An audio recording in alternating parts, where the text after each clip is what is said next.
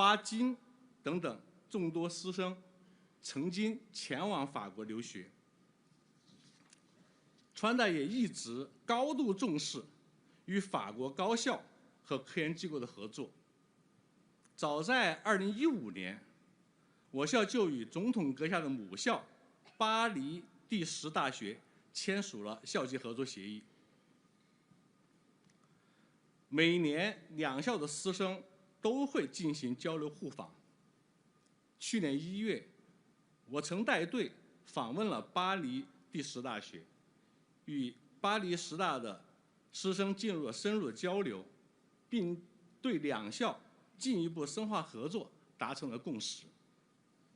除了与巴黎第10大学合作以外，川大还与巴黎政治大学、图卢兹大学、法国国立东方语言文化学院、波城大学等高校建立了合作关系，在数学、化学、材料、文化等领域开展了广泛的合作。同时，我们还聘请了4位法国的院士、科学院的院士为学校的教授。面向未来，我们希望与法国高校和研究机构在更多的领域开展更为深入和广泛的合作，为推动中法全面战略伙伴关系迈上新台阶，更好地造福两国人民做出更大的贡献。总统先生，今天您在四川大学举办大学生见面会，与川大的学子交流对话，相信您的演讲能够进一步加深我们对法国和法国文化的了解，增强中法两国间的友谊，推动川大和法国高校和研究机构的合作迈向更高的水平。最后，祝总统阁下在华访问愉快，谢谢大家。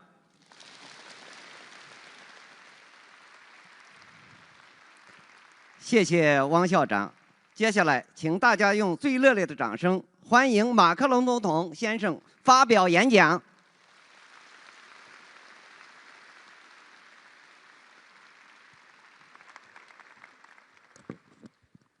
Merci beaucoup pour vos mots, Monsieur le Président. Mesdames, Messieurs les ministres, Messieurs les ambassadeurs, Mesdames, Messieurs, chers étudiants, chers professeurs, très heureux d'avoir la chance d'être là et veuillez excuser l'absence de cravate. J'étais comme ça avec votre président il y a quelques instants et donc c'est dans la continuité de ce moment amical que je me trouve devant vous. Alors, je crois que l'objectif est surtout qu'on ait un échange, mais je voulais vous dire quelques mots de ce pourquoi nous sommes dans votre pays, ce pourquoi, avant de quitter la Chine, je tenais à avoir cet échange avec les étudiantes et les étudiants que vous êtes. Il y a beaucoup de choses dans le monde tel qu'il est aujourd'hui en train de se dessiner qui pourraient éloigner la Chine et la France. Il y a d'ailleurs beaucoup de récits qui aujourd'hui se jouent qui voudraient éloigner ce que les uns appellent l'Occident et le reste du monde, un Sud global et des pays du Nord, etc. Je ne crois pas du tout, pour ma part, à cette vision.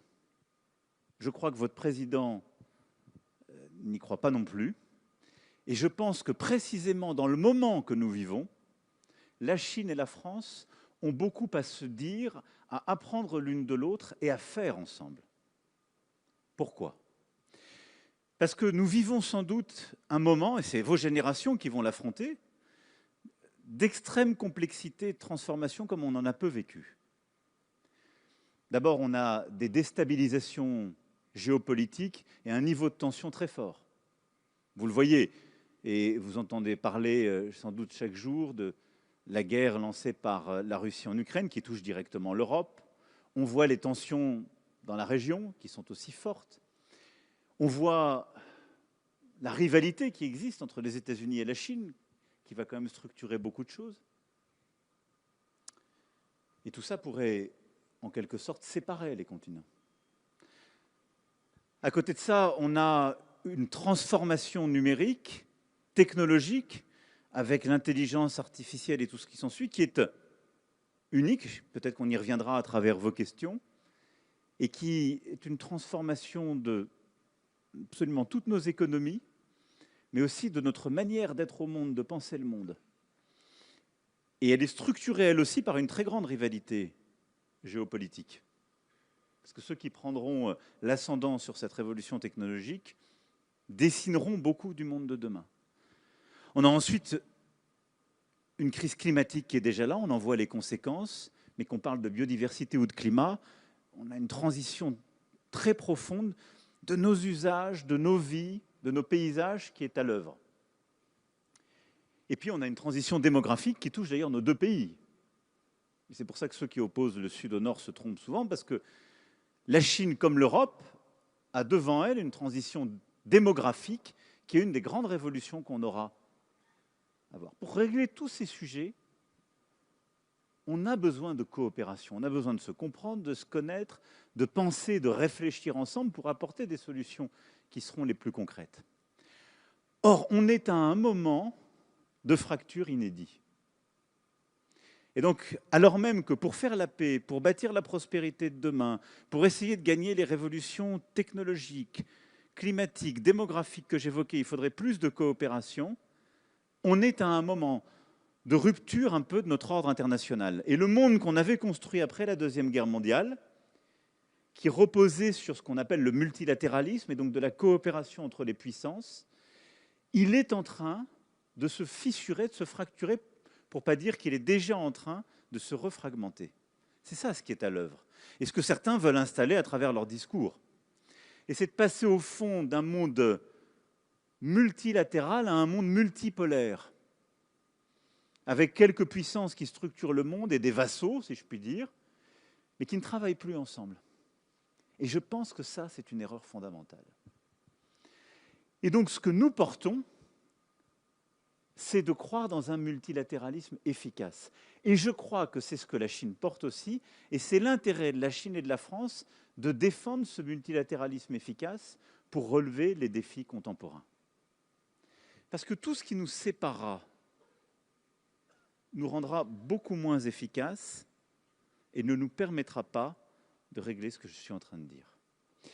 C'est pourquoi la Chine et la France ensemble croient très profondément dans la manière de redonner à ce multilatéralisme beaucoup plus de force.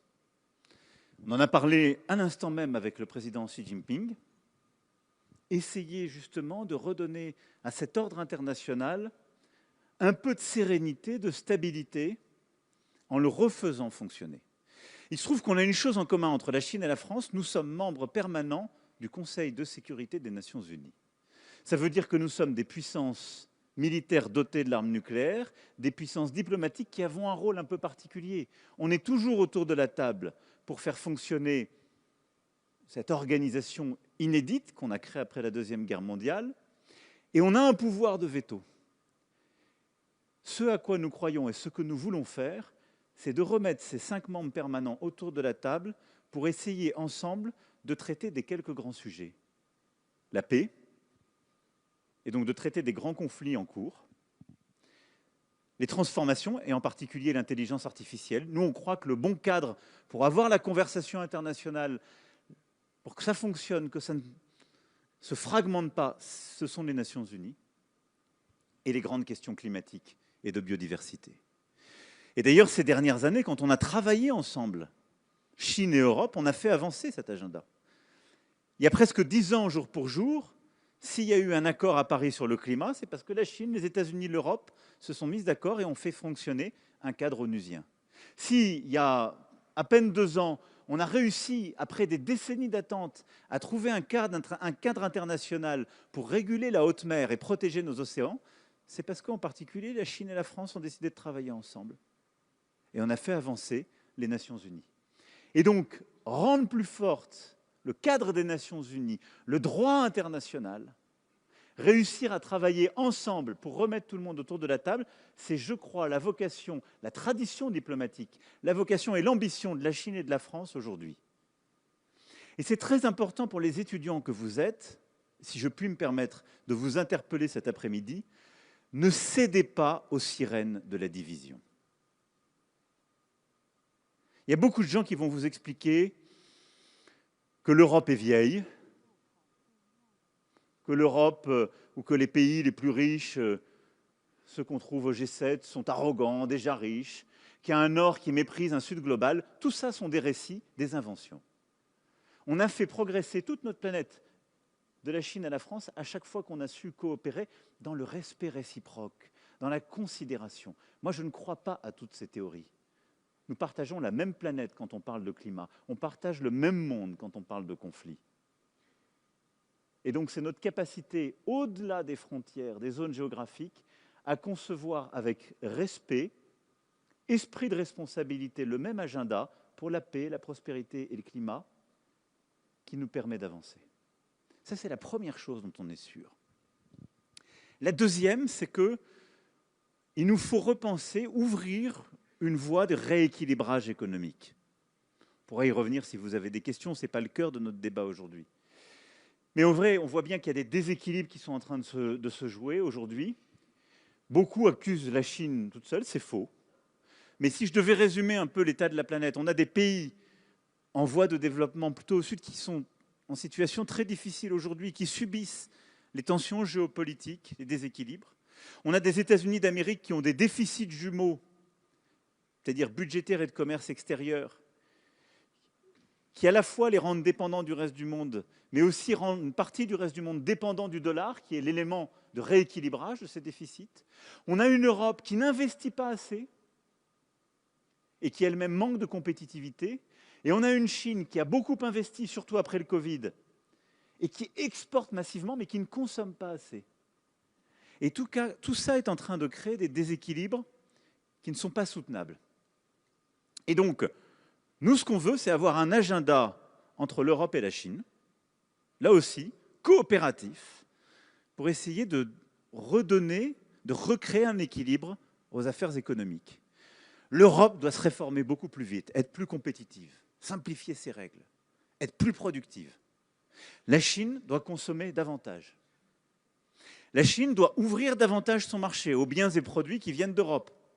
Et l'Europe doit ouvrir de nouvelles perspectives d'investissement direct aux grandes entreprises chinoises qui sont aux avant-postes sur le plan technologique pour qu'elles viennent faire ce qu'on a fait ici il y a 20-30 ans, le transfert de technologie sur ces éléments clés qui nous permettront de réussir notre transition énergétique, climatique, de mobilité encore plus vite.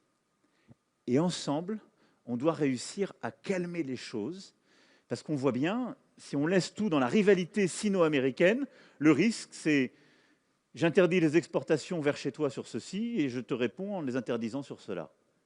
Et on va détruire de la valeur pour tout le monde. Cet agenda de rééquilibrage sino-européen, c'est, je crois, une voie pacifique, coopérative sur le plan économique, de la même manière que réinvestir les enceintes onusiennes et refaire fonctionner le P5 au niveau de l'ONU est la bonne voie sur le plan diplomatique et climatique. Pour réussir tout ça, et je m'arrêterai là parce que je veux surtout répondre à vos questions, nous devons continuer de mieux nous connaître. Et au fond, le grand risque, et je pense que c'est encore plus vrai pour vos générations, mais ça l'est déjà pour nous, c'est qu'à une ère où tout le monde est connecté, on a l'impression de se connaître. C'est faux et c'est très superficiel. La connaissance intime de ce que nous sommes, de nos cultures, de nos langues, de nos musiques, de nos arts, de nos civilisations, est indispensable. Elle est parfois pas suffisante pour se comprendre totalement et agir ensemble. Mais elle est nécessaire si on veut éviter, au fond, de s'ignorer progressivement, de ne pas se comprendre, de laisser les malentendus s'installer. Et je crois que très profondément, la Chine comme la France sont des très grandes civilisations qui se sont construites sur cette estime mutuelle, cette compréhension, oserais-je dire, cette amitié, voire cet amour. Et c'est pour ça qu'en étant là devant vous aujourd'hui, je voulais vous dire d'abord la très grande estime que nous avons pour votre université, Monsieur le Président. Il y a ici, dans la délégation qui m'accompagne, non seulement plusieurs ministres, mais également une trentaine d'établissements supérieurs d'enseignement en France, de recherche, Certains, vous les avez cités, ont des partenariats avec le vôtre. Nous avons aujourd'hui environ 30 000 étudiants chinois en France. Nous en voulons encore davantage. Venez en France étudier, apprendre la langue française, mais étudier l'intelligence artificielle, étudier les mathématiques, la physique, le quantique, étudier les beaux-arts, etc., etc. Et nous souhaitons avoir encore plus d'étudiants français en Chine. Et nous nous sommes donné avec le président Xi Jinping un objectif à 10 000 d'ici 3 ans, mais on veut encore aller plus loin. Parce que là aussi, c'est essentiel pour nous, pour mieux nous connaître et progresser. Et nous souhaitons continuer aussi les partenariats. On en a déjà beaucoup, ils sont importants, ils sont structurants. Mais toutes ces dernières années, on a intensifié la relation culturelle. De la cité interdite avec Versailles, entre nos musées. Là, nous allons, par exemple, pour le Sichuan, nous venons de signer un accord très, très important qui va permettre pour la première fois d'avoir les trésors du San-Xingdui au musée Guimet, avant le classement UNESCO, au moment du classement UNESCO, ce qui permettra d'avoir les trésors archéologiques du Sichuan qui seront exposés en France. Et on veut continuer d'avoir cette intimité. Parce que c'est par cette connaissance réciproque qu'on pourra continuer, au fond, de coopérer, d'agir ensemble, d'être ensemble au monde. Parce qu'aussi grande soit la Chine, je ne pense pas qu'elle réussira au XXIe siècle en étant autarcique, isolée, seule. Et aussi belle soit l'Europe, je ne pense pas qu'elle puisse réussir au XXIe siècle sans coopérer, comprendre d'autres civilisations et avancer avec elles. Et je crois très sincèrement que la Chine et la France ont cette responsabilité par les échanges humains, les échanges universitaires, culturels, et par cette ambition commune sur le plan économique et diplomatique que je viens à grands traits de brosser, eh bien, de faire coopérer les femmes et les hommes pour pouvoir bâtir un XXIe siècle qui nous permette de relever ces défis. Ce siècle, c'est le vôtre. Vous êtes des générations qui allez le bâtir, y vivre, l'habiter. Et ce siècle ne sera vivable que si nous savons, à l'échelle de la planète, nous connaître, avoir cette patience et bâtir ensemble les solutions d'avenir. Je ne serai pas plus long, je vais maintenant répondre à vos questions. 感谢总统先生的精彩演讲。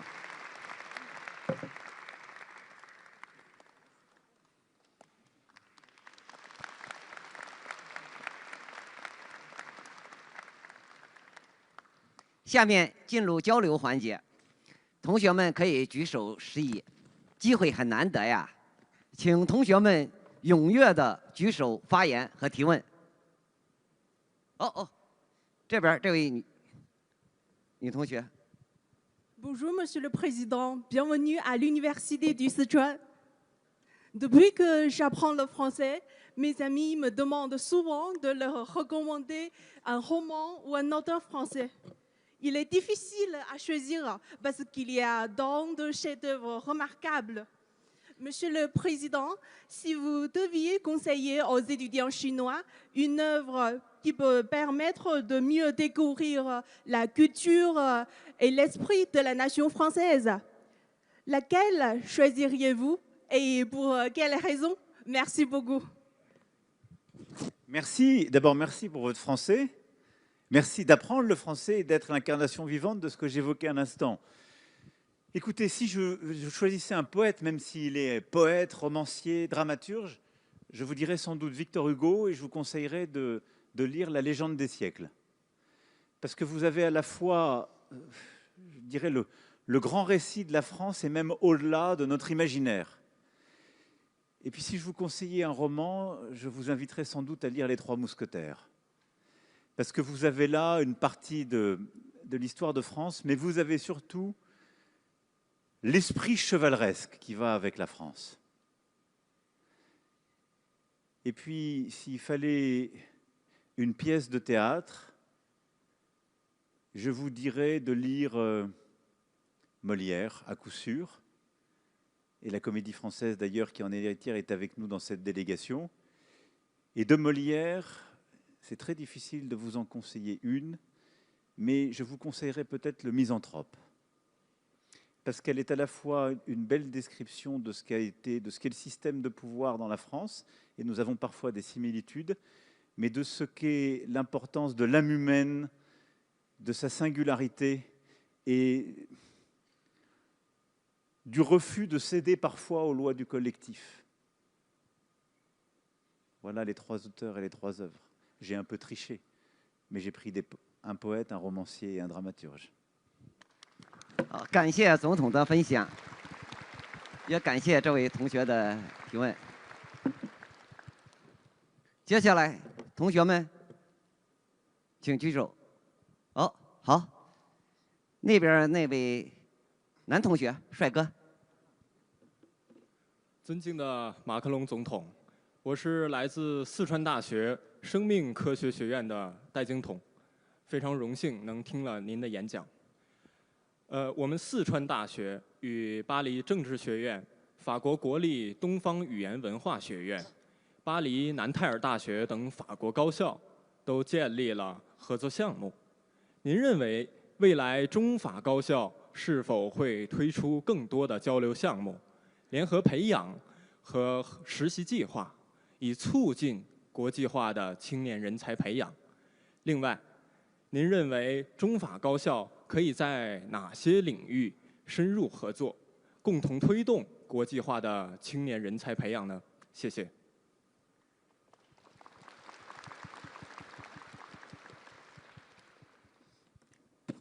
Merci beaucoup. Comme je vous l'ai dit, notre ambition, c'est d'aller en effet beaucoup plus loin, de continuer les échanges d'étudiants, mais également les échanges de doctorants et de post-doc, et d'avoir beaucoup de projets de recherche.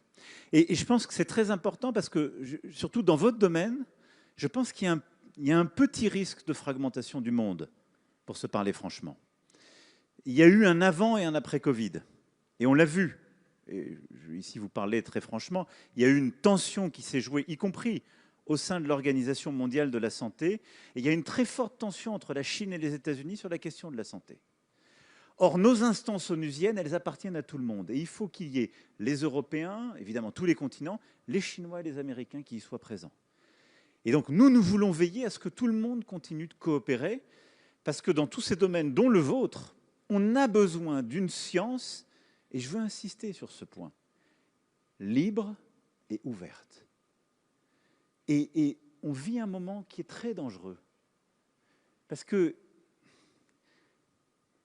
il y a en fait 6-7 ans de cela, c'était mon premier mandat pour ma part, vous étiez pas encore étudiant, mais vous étiez déjà en âge de connaître tout ça, personne n'osait remettre en cause l'idée d'une science libre et ouverte. Et au fond, à partir du Covid et ensuite, il faut bien dire que les 2 principales puissances économiques et scientifiques sont venues un peu bousculer cet ordre établi. Et on s'est mis à moins partager de publications avec l'OMS et avec les partenaires en matière de santé, parfois même ici, ce qui n'est pas une bonne chose. Quand je dis ici, ce n'est pas dans votre université, c'est en Chine.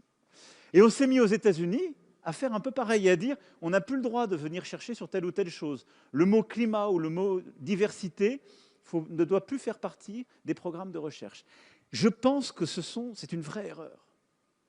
Je pense que le trésor qui est le nôtre, c'est celui d'une connaissance universelle, d'échange, et cette connaissance n'appartient à personne. Et elle se fertilise par le fait que des esprits vont pouvoir, peut-être ici, dans le fin fond du Sichuan, échanger avec quelqu'un au tréfonds de la Californie, avec une université à Paris ou à Grenoble, et ensemble concevoir un programme de recherche, parce qu'ils parleront de la même discipline et ils échangeront de manière libre en tant que chercheurs, en tant qu'amoureux de la connaissance humaine. Et donc ça, c'est la plus belle des libertés. Et en fait, nous ne sommes toutes et tous véritablement libres que si on est libre de connaître et que si cette connaissance est échangée.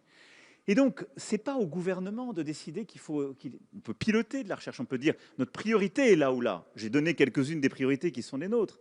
Mais il faut chérir la liberté académique, la liberté d'enseignement, la liberté de recherche, parce qu'elle est fondamentale et elle permet en fait aux gens qui savent et qui cherchent de choisir en quelque sorte de continuer d'étendre cette connaissance libre. Et c'est comme ça que depuis des siècles, nous avons avancé. Je me permets d'insister sur ce point parce qu'il ne faut pas le perdre de vue et que ces dernières années, collectivement, parfois on a régressé sur ce sujet. Donc ne cédons pas en quelque sorte aux sirènes des interdits. En matière de connaissance, il n'y a pas d'interdit. Il faut connaître. Et il faut avoir cette soif de connaître et cet enthousiasme de connaître. Et il faut chérir la liberté académique. Dans votre domaine, je voudrais insister sur un point, c'est l'interdisciplinarité. C'est formidable qu'un étudiant en biologie dise « j'ai eu un programme avec l'INALCO ». On a compris quelque chose, en particulier au moment du Covid, et on l'a bâti, la France a contribué à pousser cet agenda avec l'Organisation mondiale de la santé et d'autres. On a bâti une stratégie qu'on a appelée One Health, une santé. Et au fond, on a compris que la santé humaine n'était pas séparable de l'environnement, de la santé animale, mais aussi de la compréhension du fonctionnement des écosystèmes. Elle a dit, au fond, en même temps que notre connaissance avance, on a tendance à se spécialiser. Et vous le verrez à travers les années, vous irez vers des sujets d'études de plus en plus pointus, et peut-être que vous irez vers des disciplines de plus en plus pointues. En même temps qu'on se spécialise, on a besoin toujours de remettre de l'interdisciplinarité, c'est-à-dire du dialogue avec les autres disciplines. Et ça aussi, vraiment, je vous conseille de toujours le garder et le chérir. Et si on veut, en biologie, continuer d'avancer, il faut absolument que les meilleurs biologistes, et toutes les disciplines qui les accompagnent, continuent d'échanger avec les spécialistes de l'environnement, du climat et des écosystèmes, parce qu'on s'est aperçu, par exemple, que c'est les spécialistes de la virologie ou de la microbiologie qui avaient compris que les interconnexions avec les écosystèmes pouvaient révéler telle ou telle maladie. Je le dis avec mes mots, moi je ne suis pas du tout un spécialiste, j'essaie de comprendre les choses telles qu'elles vont. Mais de la même manière qu'il y avait des passerelles entre les maladies qu'on avait au sein de l'espèce humaine, des virus, et au sein des espèces animales. Et donc la compréhension, en effet, de l'animal, de l'écosystème, du climat et de l'humain sont inséparables. L'interdisciplinarité. Et donc là-dessus aussi, on va continuer d'avoir ces programmes. La France pousse cet agenda One Health, nous le poussons à l'Organisation mondiale de la santé, et nous tiendrons à Lyon, le 7 avril prochain, un sommet One Health. Et d'ailleurs, si vous êtes étudiant de biologie, vous y êtes invité, pour pouvoir avancer sur cet agenda et avoir beaucoup de coopération de recherche, entre autres avec la Chine. 好，感谢总统先生的精彩分享，也感谢那边那位同学。然后我们看一下这边，耶，还没说就举起手来了啊！好好。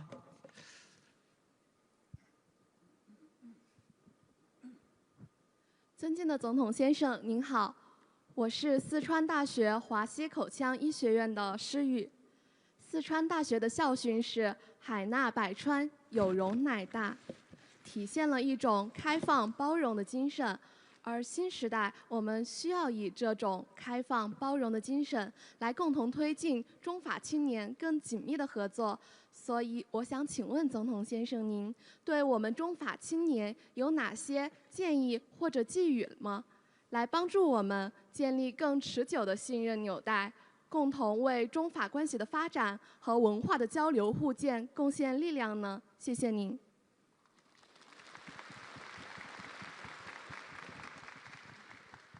Merci beaucoup. Écoutez, je ne vais pas redire ce que j'ai déjà dit, mais d'abord, un, de nous connaître et d'apprendre nos langues, au maximum nos cultures, nos civilisations, mais nous connaître.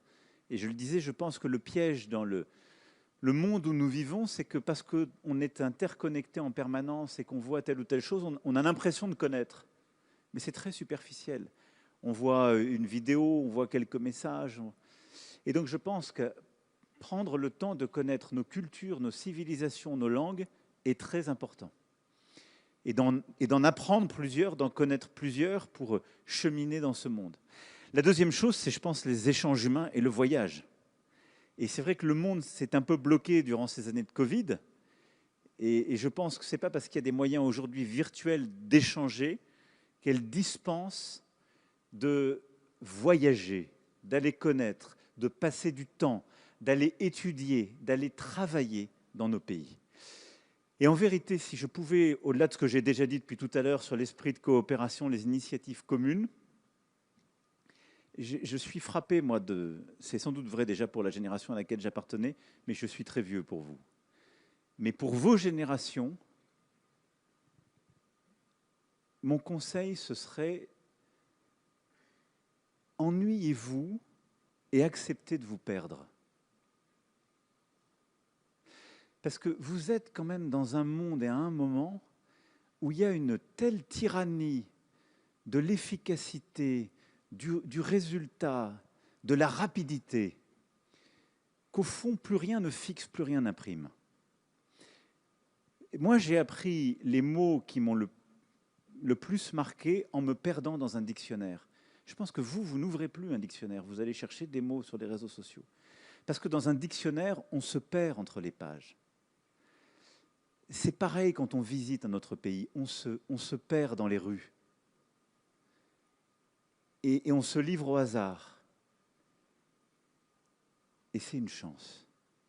Et donc, si j'avais en fait un conseil pour vos générations qui sont tellement soumises à cette pression du résultat, de l'efficacité, de l'immédiateté, ennuyez-vous et perdez-vous. Parce que vous verrez que ce sera votre chance. Je vous parle très sérieusement. 好，感谢总统先生的分享。好，我们最后一个问题啊，看哪边儿？那边那位男同学。Bonjour, Monsieur le Président. La filière de français de l'Université du Sichuan a pour origine l'école sino-française fondée en 1896. Depuis plus d'un siècle, elle a formé de nombreux professionnels polyvalents maîtrisant à la fois les langues et la culture chinoise et française. Aujourd'hui, avec le développement rapide de l'IA, la formation des talents est confrontée à de nouvelles opportunités et à de nouveaux défis. À votre avis, donc, comment la formation actuelle des talents devrait-elle répondre aux défis engendrés par les mutations technologiques? Merci.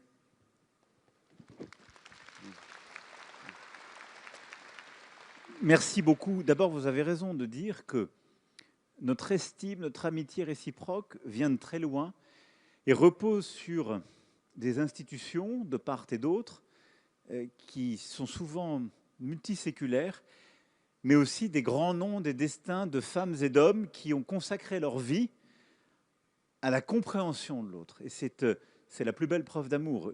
Ici, dans la délégation qui m'accompagne, vous avez plusieurs très grands esprits, grands scientifiques, grands talents, femmes et hommes de lettres, de culture, qui ont passé et passent leur vie à comprendre la langue, la civilisation chinoise, avec beaucoup d'humilité, et c'est vrai aussi de votre côté. Ça restera, et c'est une chance inouïe.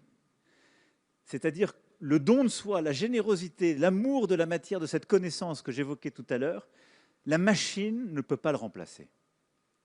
Alors l'intelligence artificielle qui émerge, qui est là avec nous, qu'est-ce que c'est? Parce qu'elle nourrit beaucoup de fantasmes. C'est une machine apprenante. C'est ça l'intelligence artificielle. C'est-à-dire c'est une machine apprenante à laquelle on donne des capacités de calcul croissantes et qui donc fait des choses extraordinaires qui sont en train de dépasser l'esprit humain. Alors il y en a certaines, elles nous impressionnent beaucoup parce qu'elles sont un peu anthropomorphiques, c'est-à-dire elles nous ressemblent. C'est les fameux modèles de langage qu'on connaît tous. DeepSeek ici, le chat c'est nous, je fais de la pub. Nous, on a aussi un grand champion des LLM qui est Mistral AI en France, qui a le chat. Et donc pour tous ceux qui apprennent le français, même ceux qui ne l'apprennent pas, téléchargez le chat. C'est super. C'est un très bon modèle de LLM. Je fais de la publicité pour française, mais c'est un grand champion français européen. Mais qu'est-ce que c'est au fond? C'est un super calculateur qui a lu plein de livres. C'est exactement ça, ces modèles-là. Et on a l'impression qu'il nous parle, mais il ne maîtrise pas une langue. Il maîtrise des équations, une capacité à émettre du langage, comme des signes, en répliquant des choses qu'il a absorbées et des centaines de millions, même plus, de livres qu'il a lus. C'est ça. Et donc d'abord, je dis toujours, ces modèles larges de langage c'est une ode à la lecture. C'est juste quelqu'un qui a beaucoup de capacité de calcul, qui s'est enfermé pendant des jours et des nuits pour absorber le maximum de livres de la civilisation. Donc vous voyez que ça sert à quelque chose. L'intelligence artificielle, on doit l'utiliser pour la pédagogie contemporaine. Et je pense, je livre là juste quelques débuts de conviction, il faut l'utiliser de deux manières. La première, elle ne se substitue pas à l'apprentissage. Et c'est le grand risque, c'est de se dire, on a sous la main des choses qui savent pour moi, et donc je n'ai plus qu'à savoir utiliser ces outils, j'ai plus besoin d'apprendre. C'est faux. Le cerveau, c'est un muscle. C'est un muscle.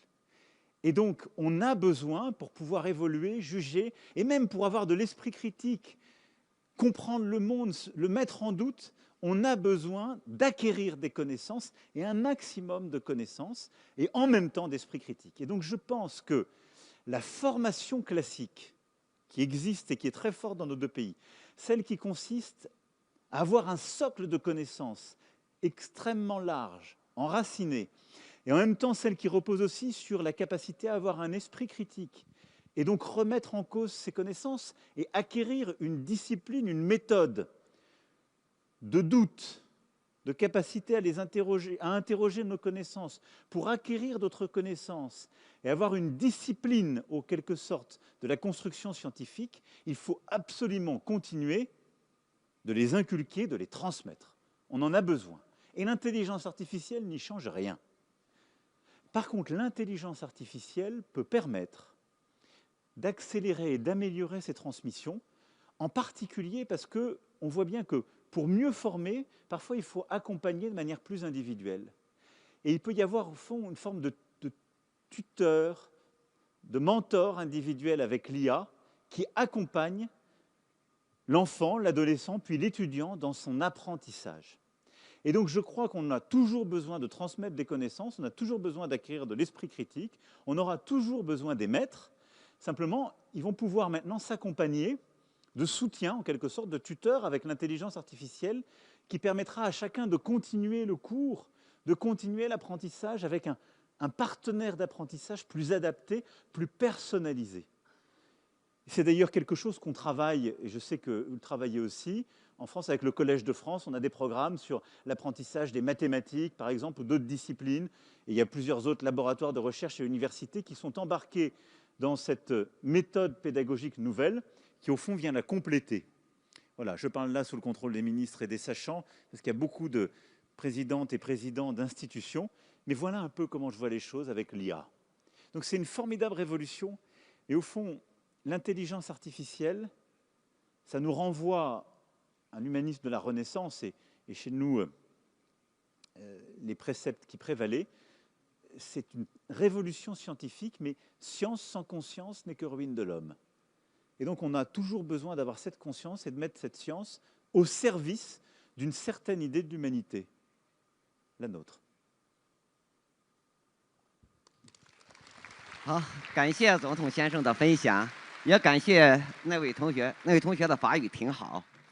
由于时间关系，我们的交流环节到此结束，请大家鼓掌，再次感谢马克龙总统的热情分享。好，请总统先生稍微留步。Je veux bien prendre une dernière question, si vous voulez. Une dernière.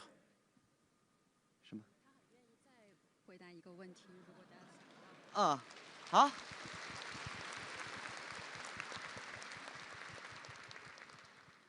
Parce qu'après, nous allons voir les équipes de ping-pong, je crois, avant de partir. Donc, avant le ping-pong, une dernière question. 看一下， Là-bas. 哪来呀？啊，画。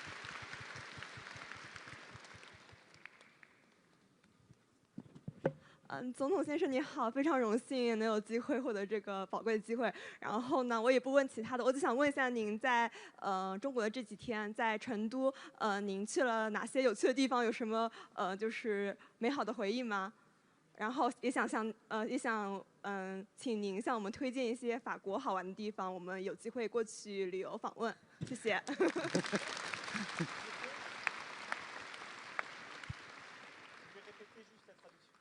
J'ai raté la fin de la traduction, si vous pouvez me...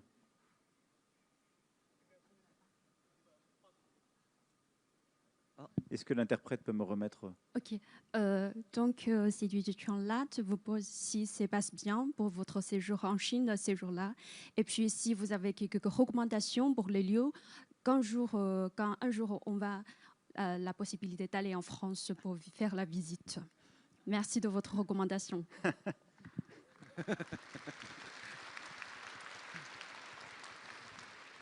Merci beaucoup. Non, c'était magnifique. Vous savez, le problème, c'est que c'est toujours trop rapide en ce qui me concerne. Donc, voilà, j'étais avec votre président tout à l'heure à Zhangjiang et c'était absolument superbe de voir ce travail d'irrigation et ce magnifique barrage. Et je suis heureux, moi, d'être là avec vous. Et chaque fois que je suis venu en Chine, durant mes 4 visites d'État, j'ai essayé à chaque fois d'aller dans un lieu différent. Aujourd'hui, dans le Sichuan avec vous, je suis allé à Xi'an dans ma première visite. Et donc, j'essaie d'avoir voilà, une vision un peu plus riche de votre pays, mais je le dis avec beaucoup de modestie. Il faut toujours... Le bon voyage, c'est celui où on part avec le désir de revenir en se disant qu'on n'a rien vu. C'est exactement mon cas. Alors, pour ce qui est de vous, ce serait très difficile de vous recommander un seul lieu en France. Mais évidemment, Paris vous tend les bras et c'est une cité-monde dans laquelle vous pourrez vous perdre. J'ai emmené votre président dans un endroit qui m'est cher, ce sont les Hautes-Pyrénées. Et je crois qu'il a gardé un bon souvenir du col du Tourmalet en bas du pic du Midi. Comme ça, vous verrez un peu des montagnes françaises. Et ce sont des paysages qui vous sont familiers. Mais donc, je vous conseillerais d'aller à Paris, évidemment, de vous perdre dans les musées. Vous avez là plein des directrices et directeurs et présidentes et présidents de musées français les plus beaux. D'aller dans les Pyrénées qui me sont chères pour voir un peu de la montagne. Aller peut-être en Normandie, parce que vous verrez les paysages des impressionnistes et de nos peintres qui sont tellement aimés, une lumière unique.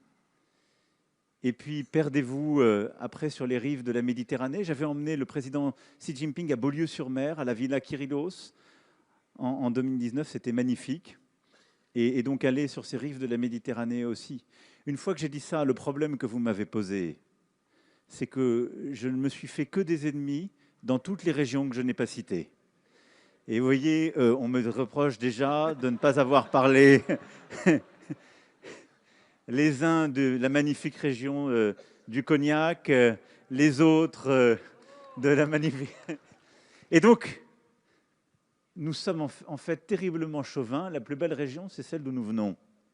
Pour ma part, je suis moitié Picard, moitié Pyrénéen. Donc je vous dirais, allez voir la cathédrale d'Amiens et le pic du Midi. Mais acceptez de perdre du temps en France. Et comme je le disais à votre consoeur, de vous perdre, de perdre du temps, de vous abandonner au paysage et rester un peu. Rester un peu.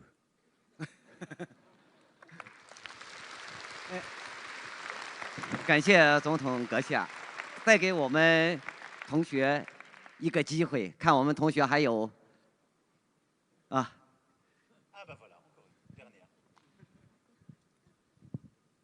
哎，话筒。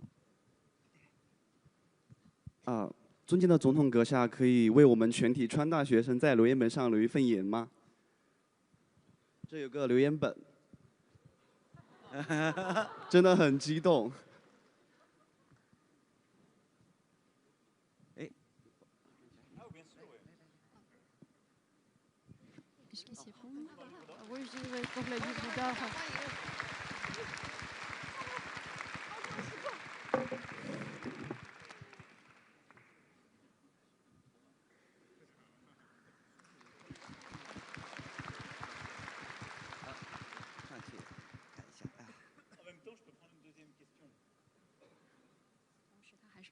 与此同时，总统先生愿意接受第2个问题。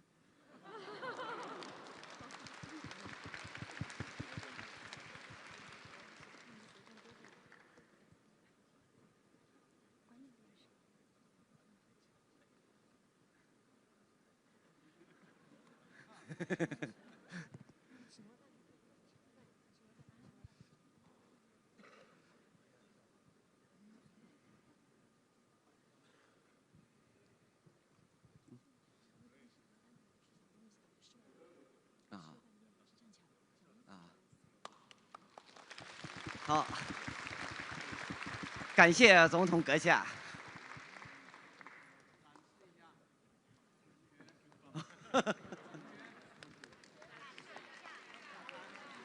哎，给大家展示一下。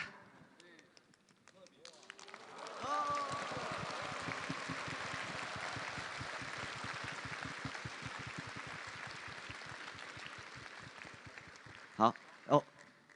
Monsieur le Président, ça me fait très grand plaisir de vous voir ici aujourd'hui.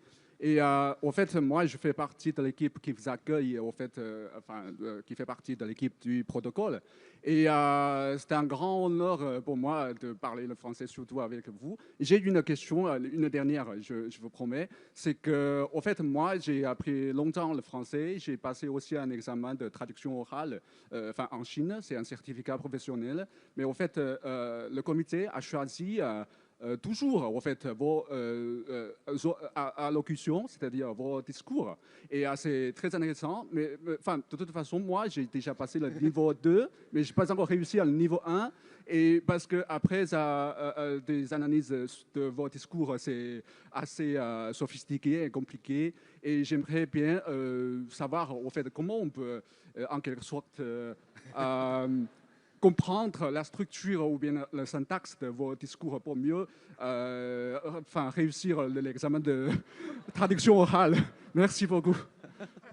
Alors là, vous...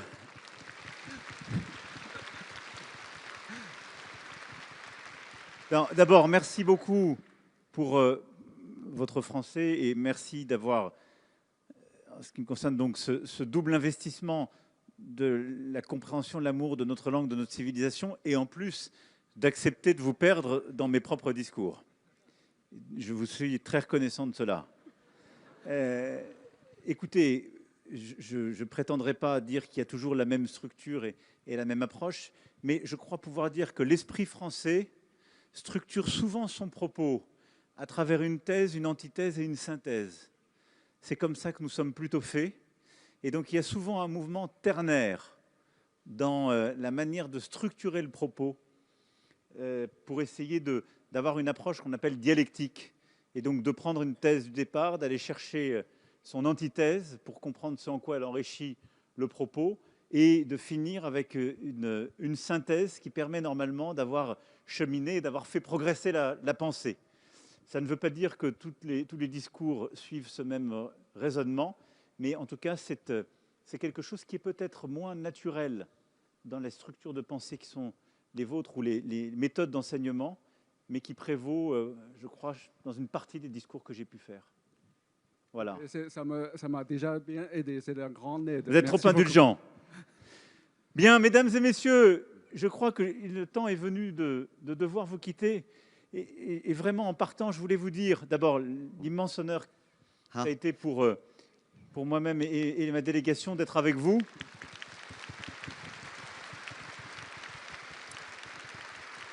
为了感谢马克龙总统今天访问四川大学，下面有请四川大学党委书记甘霖教授赠送纪念品并合影留念。